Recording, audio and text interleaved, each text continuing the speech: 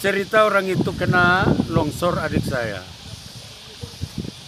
Pada saat mati adik saya, memang saya nggak terpikir pergi ke tempat kejadian. Sudah dikubur kira-kira 4 hari. Saya terpikir mau pergi ke tempat kejadian. Saya lihat nggak ada yang longsor, nggak ada batu yang menimpa adik saya. Dari situlah semakin timbul kesurigaan saya.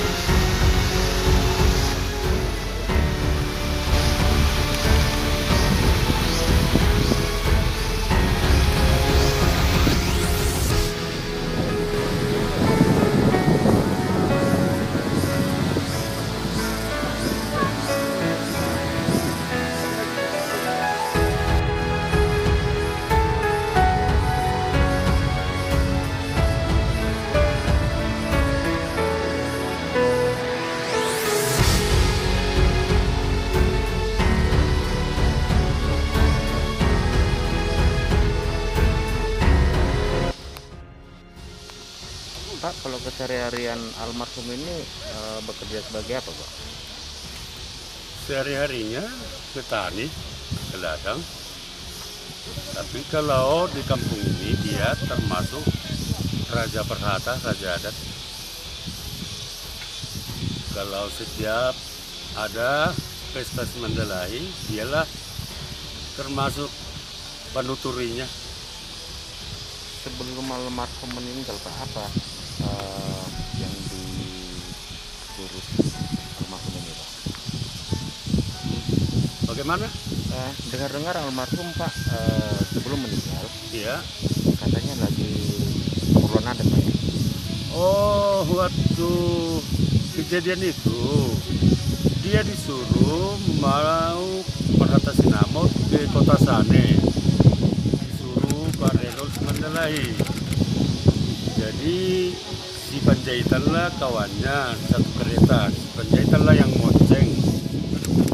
Diberangkatkan hari Selasa tanggal 15 bulan 12 yang lalu pagi, berangkat setengah 7,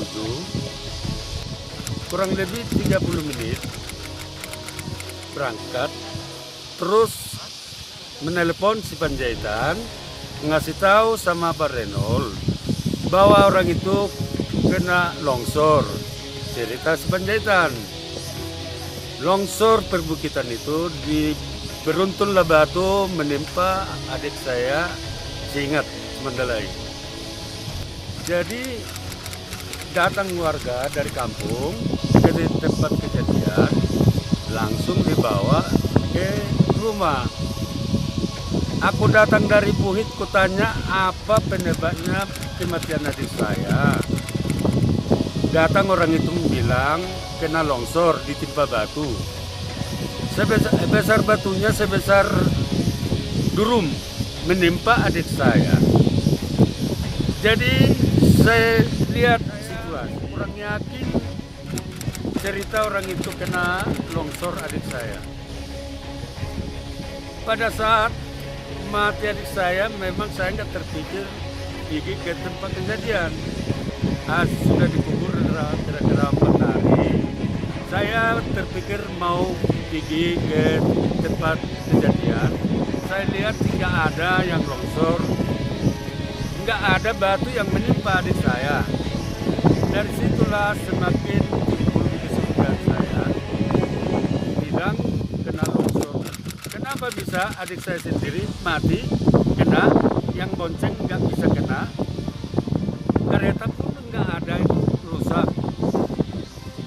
Jadi semakin terbuka pikiran saya menyelidiki kejadian kematian saya ini, adik saya ini. Saya lihat di tempat kejadian nggak ada yang longsor, nggak ada batu yang menimpa. Dari situlah saya terpikir mau bikin laporan sama kepolisian. Inilah jadi bikin terlaksana otopsi pada hari ini. Begitulah kejadiannya, Pak. Itu lokasi longsor jauh dari kampus. Kira-kira kurang lebih 3 kilo lah dari rumah. Jadi bagaimana harapan Bapak terkait hasil otopsi nanti ke depan? Itulah saya berdoa. Kalau memang terbukti hasil otopsi adik saya nanti dibunuh, saya minta jajaran penegak hukum biar seadil-adilnya, setegak-tegaknya harus dituntas sampai tuntas, harus diurus kepolisian. Apabila tidak terbukti, Pak? Ya kalau memang nggak terbukti kena bunuh, saya pun ikhlas, berarti alam ya dikubur kembali seperti biasa. Tidak ada yang mau disalahkan. Siap menerima, Pak? Ya? Siap menerima. Ya memang kalau alam. Tapi kalau memang dibunuh orang, ya harus saya minta sama yang kuasa hukum supaya ditegakkan setegak-tegaknya keadilan. Itulah permintaan saya Oke, baik. ke kuasa hukum. Oke, nanti Pak. Dengan siapa namanya, Pak? Anton Semandalai. Oke, selamat siang Bang. Tolong sedikit tanggapannya tentang autopsi almarhum Ingat Simandala ini, Bang. Kalau masalah otopsi ini kan proses hukum. Kita juga sependapat supaya perkara ini terang. Kalau masalah Panjaitan sama Mandalay dan Guru Sumarmata, memang itu saya dampingi pada saat pemeriksaan sebagai saksi. Ada lesah hukumku, masalah mereka kecil kemungkinan mereka melakukan itu. Kenapa saya bilang seperti itu? Karena pada saat diperiksa yang 3 orang tadi, semua penduduk dari Hasinggan ikut prihatin. Artinya mereka ataupun orang-orang yang ada di Hasinggan ini sangat sulit, dan melihat pribadi dari yang membonceng yaitu si Panjaitan adalah orang baik di kampung ataupun di desa Hasinggan ini. Dan analisa saya juga pada saat pemeriksaan itu, kecil kemungkinan bahwasanya mereka pelakunya. Dan pada saat itu juga pemeriksaan pertamanya mereka itu dipanggil dengan Dumas, bukan suatu LP. Jadi status mereka pada saat ini adalah sebagai saksi. Dan saya juga nggak tahu nantinya apakah mereka dijadikan tersangka. Harapannya ketika keluar hasil otopsinya bagaimana Pak? Ya pasti polisi nanti akan melihat apa hasil otopsinya, apakah yang si korban itu dianiaya atau memang musibah. Itu kan orang forensik yang lebih tahu nanti. Ya pastinya mereka kalau memang itu adalah benda tajam atau ada juga saya dengar cekikan, akan ya pasti polisi akan memproses lagi atau memeriksa kembali saksi-saksi yang saya dampingi di waktu di Polres. Begini Bang, ada satu menurut dari laporan mereka kan perbedaannya di tanah longsor, di daerah yang longsor di sana, tetapi kejadiannya di sini ada hal seperti itu yang di laporan mereka, Pak.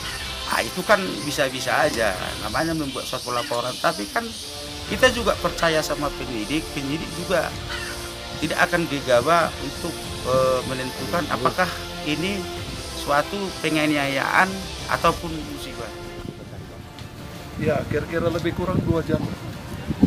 Jam 11 kami mulai, jam 1 selesai. Hasil forensiknya itu Pak? Ya, tadi yang disampaikan Pak Kasat tadi, silakan. Ya, kalau mengenai hasil itu, ini kan hasil otopsi rahasia itu ya, bukan istilahnya dipublikasikan kepada masyarakat atau khalayak orang lain gitu. Jadi ini rahasia, yang mengetahui nanti proses ini adalah hasil daripada forensik. Penyidik langsung membantu. Biasanya berapa lama tuh Pak?